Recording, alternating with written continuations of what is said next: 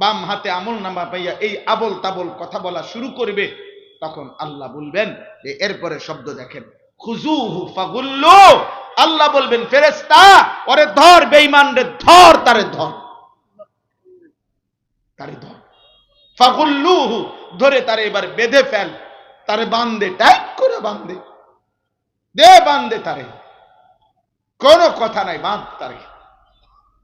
সুম্মাল জাহিমা সাল্লু, অতঃপর আল্লাহ বলবেন ওরে বাইদা জাহান্নামে লাথি মাইরা ছুঁড়ে মার, দে ফেলাই, ওরে বান দিয়া ফেলাই দে জাহান্নাম। সুম্মাল জাহিমা সাল্লু, অতঃপর জাহান্নামে ছুঁড়ে মার। তুমি যদি বলো যে এটা কোরআন, দোস্ত এটা কোরআন শরীফ, এটা আজকে একদিন না 1450 বছর ধরে বন্ধু শত্রু সবার কাছেই এটা নিখুঁত সঠিক তথ্য, এটা প্রমাণিত। ইমানদারের কাছেও এটা সঠিক, কাফের বেঈমান মুশরিকরাও এটার প্রতি অক্ষরের উপরে হাজার লক্ষ অনুবীক্ষণ দিয়া পরীক্ষা নিরীক্ষা করতে, সর্বোচ্চ মেধা খাটাইয়া এই পৃথিবীর সমস্ত বেঈমান কোরআনুল কারীমের উপরে গবেষণা করেছে, কিন্তু এক শব্দ, এক বিন্দু ভুল, অযৌক্তিক, অবাস্তব, অপ্রাসঙ্গিক এটা প্রমাণ করতে পারে নাই। অতএব এটাই সত্য, এখানে যেটা বলছে এটাই হবে। কোনটা হবে? এটাই।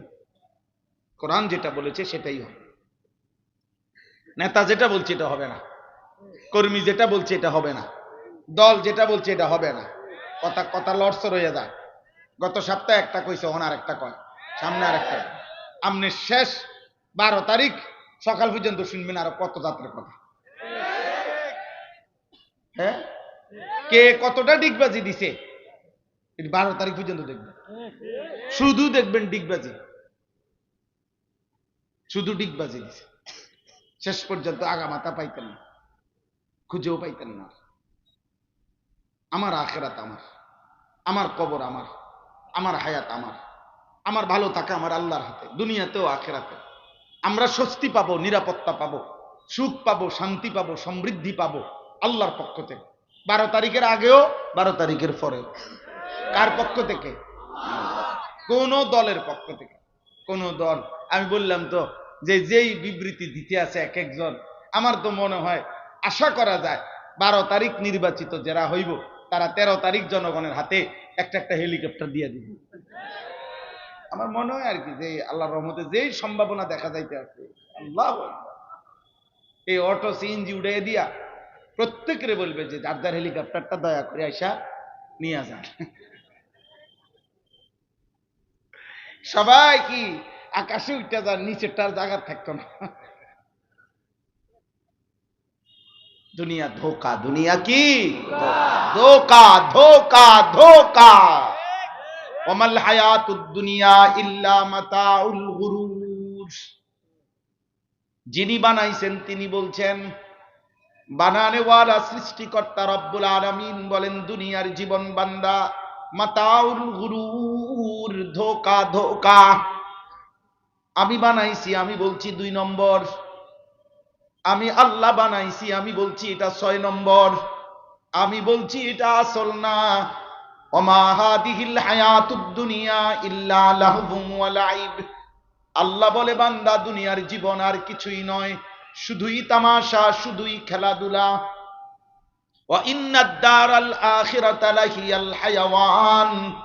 আখিরাতের ঘর জান্নাত হচ্ছে সেটাই জীবন। লাউ কানু ইয়ালামুন, আহা যদি বান্দারা বুঝতো। আল্লাহ বলেন হায় আমার বান্দা যদি বুঝতো তাইলে এটাই উচিত ছিল যে দুনিয়া ধোকা, আখিরাত আসল, জান্নাতি আসল। কোনটা আসল? আপনি করে দেখেন। আরো একটা জিনিস দেখেন, সূরা কাসাস, এটা কোন পারা? কোন কত? আমি আসলে হাফেজ সাহেব না, এই জন্য সব পারি না। জি, এই যে দেখেন,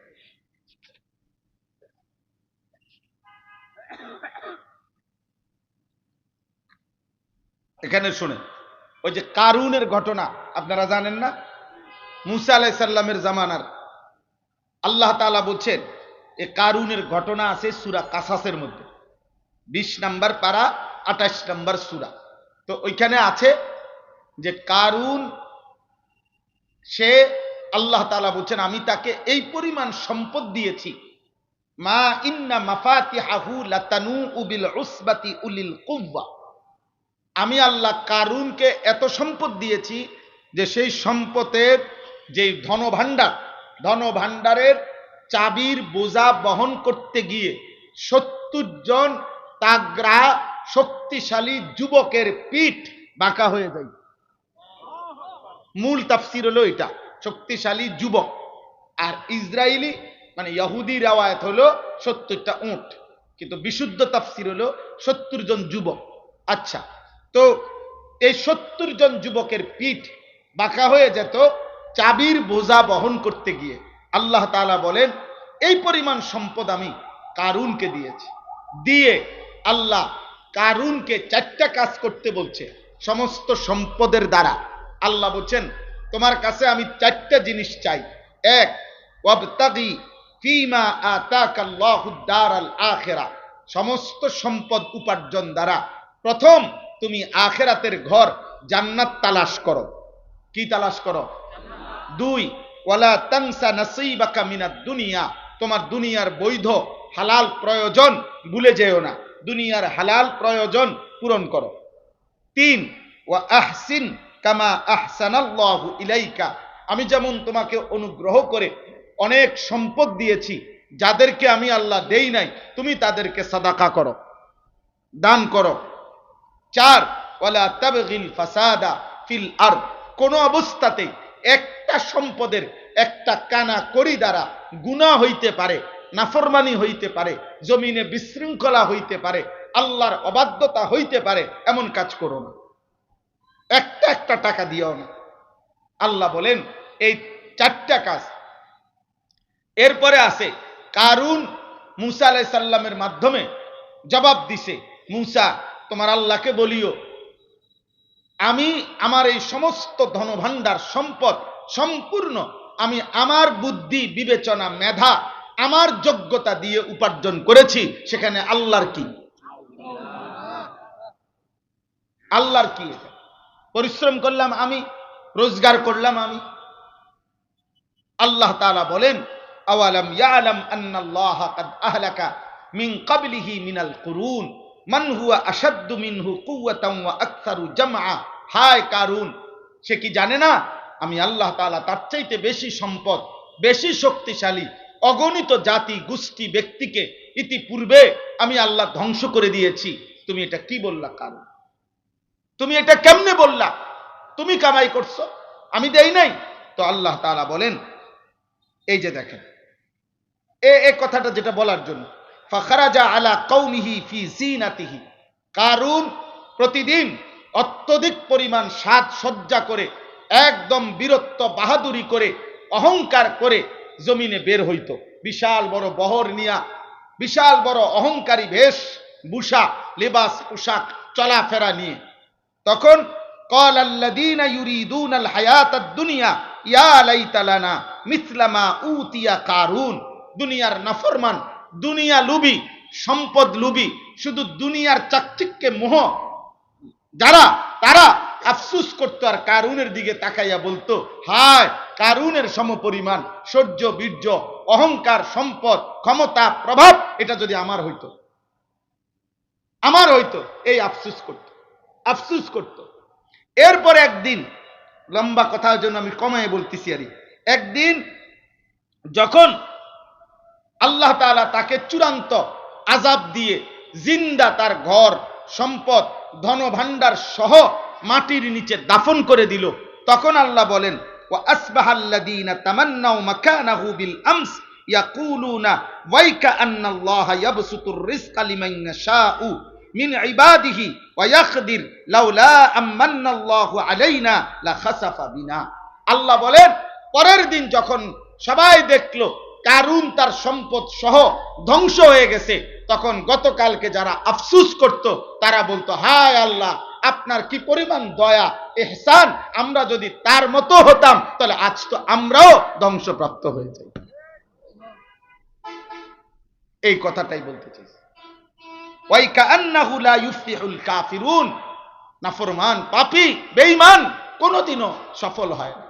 অতএব আজকে যারা তোমরা কিশোর ভাই, জওয়ান ভাই, অনেক নওজোয়ান, আমরা তোমাদেরকে ইসলাম পেশ করছিলাম, আমরা তোমাদের সামনে কোরআন পেশ করছিলাম, আমরা বলেছিলাম নবী সাল্লাল্লাহু আলাইহি সাল্লামের চুল, চেহারা, লিবাস, পোশাক, আখলাক, আচরণ এটা শ্রেষ্ঠ, এটা সুন্দর, এটা সৌন্দর্যময়। তোমরা প্রত্যাখ্যান করে আজকে ইউরোপের কোনো বেঈমান, আমেরিকার কোনো বেঈমান, ফুটবল খেলোয়াড় কোনো কাফের, ক্রিকেট খেলোয়াড় কোনো কাফের, দুনিয়ার কোনো পাপী, কোনো সিনেমার নর্তকী, কোনো সিনেমার নায়ক, দুনিয়ার অল্প কিছুদিনের সম্পদের বিলাসী কোনো বেঈমান নাফরমান পাপীর রঙ্গে ঢঙ্গে চুল, চেহারা, চলাফেরা, জীবন জীবিকা, আচরণ, নিজেদের সাজগোজ যারা সাজাইতেছ, আল্লাহর কসম, রব্বে কাবার কসম, এই গোলাম আনিসুর রহমান, আমি তোমাদেরকে বললাম তোমরা ব্যর্থ হবে, লজ্জিত হবে, অপমানিত হবে দুনিয়াতেও আখিরাতেও। আমি বলে গেলাম।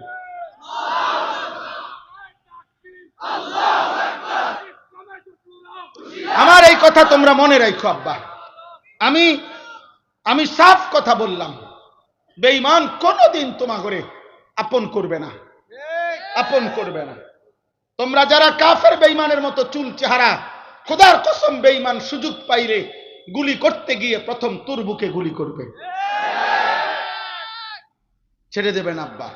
তুমি যদি সেদিন চিল্লাইয়াও বলো যে গত 365 দিনে আমি কোনো দিন একদিনও 5 ওয়াক্ত নামাজ পড়ি নাই, আমি সেই মুসলমান যে কোনোদিন ফজরের নামাজ পড়ি নাই, যে কোনোদিন পেশাব করে পানি নেই নাই, যে নারী ছাড়া, জিনার ছবি ছাড়া, অশ্লীল উলঙ্গ দৃশ্য ছাড়া আমার জীবনটা আমি কাটাই নাই, আমি মদ ছাড়া, মাতলামি ছাড়া, আমি নারী ছাড়া, জিনা ছাড়া, আমি অসভ্যতা ছাড়া, নোংরামি ছাড়া, আমি সুদ কিস্তি ছাড়া জীবনে কোনো লেনদেন করি নাই, কোন কিছুতেই খোদার কসম বেঈমান তোমাকে ছাড়বে না। বেঈমান তোমার বুকেও গুলি করবে, আমার বুকেও গুলি করবে। এটাই সত্য, এটাই সত্য, এটাই সত্য। অতএব আমি অনুরোধ করছি, ভাই আমার, বন্ধু আমার, দোস্ত আমার, সাথী আমার, নওজোয়ান বাপ, ভাই, মা, বোন, পর্দার আড়ালে আজকে কি পরিমাণ মহিলা আমাদের, ওদেরকে কে বুঝাইলো এটা যে নিজেদের রূপ, নিজেদের যৌবন, শরীর, নিজেদের এই যৌবন রাস্তার পাশে কত নিকৃষ্ট মানুষ, চরিত্রহীন মানুষ, লম্পট মানুষ, জিনাকার বেবিচারী মানুষ হা করে রাক্ষসের মতো এই বেহায়া বেপর্দা নারীর দিকে তাকায় থাকে। এই মানুষরূপী এই পশুগুলাকে দেখাইবার জন্য এই নারী এই সাজগোজ করে বেহায়া বেপর্দা নিজের জীবন যৌবন, নিজের শরীর স্বাস্থ্য, নিজের রূপ রাস্তায় দেদারসে নিলামে বিক্রি করে দিচ্ছে। নাউজুবিল্লাহ। আহা নারী, হায় বেপর্দা নারী, তোর জীবনের উপরে ঘৃণা, থুতু তোর জীবনের উপরে, থুতু থুতু তোর। যে নারীর ইজ্জত নাই, যে নারীর পর্দা নাই, যে নারীর সতীত্বের কদর নাই, যে নারীর আব্রু হেফাজত করা, নিজের লজ্জা, নিজের সতীত্বের হেফাজত যার মধ্যে নাই কলিজার ভিতরে। আমরা তাফসীরের মধ্যে পড়ছি, পর্দা, লজ্জা, সতীত্বের হেফাজত, নিজেকে ঢেকে রাখার মানসিকতা নারীর মধ্যে পুরুষের চাইতে আল্লাহ বেশি তার সত্তাগত সৃষ্টিগতভাবে দিয়েছেন। সেইটা ছিন্ন করে যে নারী বেপর্দা হয়, যে নারী নিজের রূপ আর যৌবন, নিজের শরীর আর স্বাস্থ্য, নিজের চুল আর চেহারা মোবাইলে হোক, ইউটিউবে হোক, ফেসবুকে হোক, টিকটকে হোক, যেখানে হোক, রাস্তায় হোক, হারাম প্রেমের মাধ্যমে হোক, আল্লাহর কসম যুবক, আমি তোমাদেরকে বললাম, যেভাবে নিজেকে প্রদর্শন করে, সে যদি 1 কোটি বারও তোমাকে বলে আমি তোমাকে ভালোবাসি, মনে রাখবা ওই অসভ্য নারী মিথ্যা বলছে, মিথ্যা বলছে, ধোঁকা দিছে, ধোঁকা দিছে, ধোঁকা দিছে, তোকে ধোঁকা দিছে। আমার কাছে যুবক বলে, হুজুর আজকে 3 বছর ওর সাথে আমার প্রেম, বিশ্বাস করেন আল্লাহ সাক্ষী, আমি ছাড়া ও কারোর সাথে কথা বলে না, আমি ছাড়া কারোর সাথে সে কোথাও যায় না, সব সময় হিজাব পরে, সব সময় হিজাব করে, শুধু আমার সাথে ছাড়া আর কারোর সাথে সম্পর্ক করে না। এত ভালো তো তুমি কি জুনায়েদ বাগদাদি? হ্যাঁ, তুমি কিতা? তুমি বাইজিদ বোস্তামির স্বাস্থ্য ভাই বাটপার। তুমি কি? তুমি বাটপার না, তুমি ধোকাবাজ না। তোমার সাথে কোনো মেয়ে প্রেম করা এটা হালাল, কথা বলে না? তাহলে হারাম তো অন্যের সাথেও হারাম, তোমার সাথেও হারাম।